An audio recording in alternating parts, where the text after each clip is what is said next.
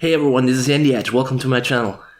Time to rise, time to feel alive, time to shine, time to live your life, time to grow from your past mistakes and strive to be the best that you can be. So let me ask you one question.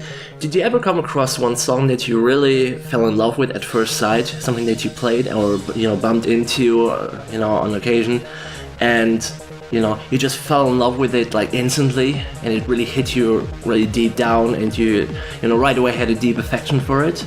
That's exactly what happened to me lately. Sometimes people ask me why electronic music is my favorite out of every single thing that I listen to, and I do listen to every single thing basically, because music is my number one passion in life, and there's nothing better for me than to really turn up the volume and listen to electronic music, which is like crystal clear and trancey kind of stuff, EDM, all those different genres, and when I turn up the volume and listen to it and get lost in the music, it is just absolutely amazing for me. It's something that I cannot describe. It's just I get goosebumps. I get the shivers, and it's something that really fits perfectly with me.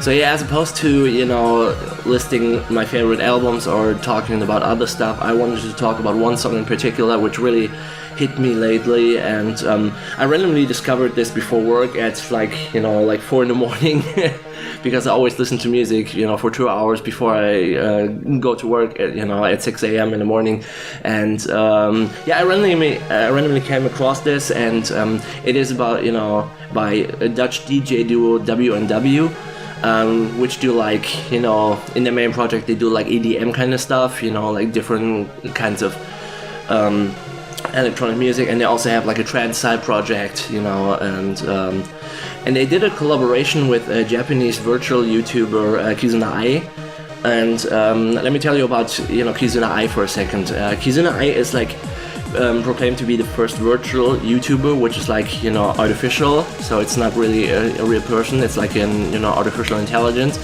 and the word like I said, her name is Kizuna, and I is like a wordplay because I can be Japanese for love, but it can also it also stands for AI, artificial intelligence. So that's very interesting. And what Kizuna basically does is like she does these vlogs, and sometimes she plays games. Like she has 2 different channels, and it's highly interesting because as opposed to a person talking to an audience, you basically have an AI talking to an audience. And it's a pretty new thing, but it works, it's very entertaining, and it's great. So yeah, despite the fact that most of Kizuna's videos are entirely in Japanese with no English translation, like subtitles added, it's still kind of entertaining. So it piqued my interest when I saw this collaboration. 2 of my favorite things in music is not only electronic music, of course, but it's also Japanese music. I'm very, very passionate about Japanese music because I think it's very interesting, it's diverse, it's very fresh sounding in a way, it's different than what we're used to with Western music. The problem with Western music sometimes is that there's lots of boundaries that people, in the back of their minds are bound to in a way. But Japanese music basically says they'll screw it all in, just throw it all away and just do whatever want with it. So that's pretty cool. And it didn't happen that much in the past. I saw the French synthwave composer Dan Terminus wrote a couple of songs for Japanese idol group Necronom Idol, which was pretty interesting. And I also saw like a remix by Jorn van Dijnhoven of a Claris song. And Claris is like a anime kind of duo. They do like anime themes and all that kind of stuff. So it doesn't happen that often, but whenever it happens, it's pure magic. And my interest was piqued right at the beginning. And when I played the song for the first time, at about 4 a.m. in the morning, I was just blown away by it. It was so good, and it's such a happy and upbeat song, and it is just I couldn't believe it. It was crazy because it is exactly what I talked about in the beginning.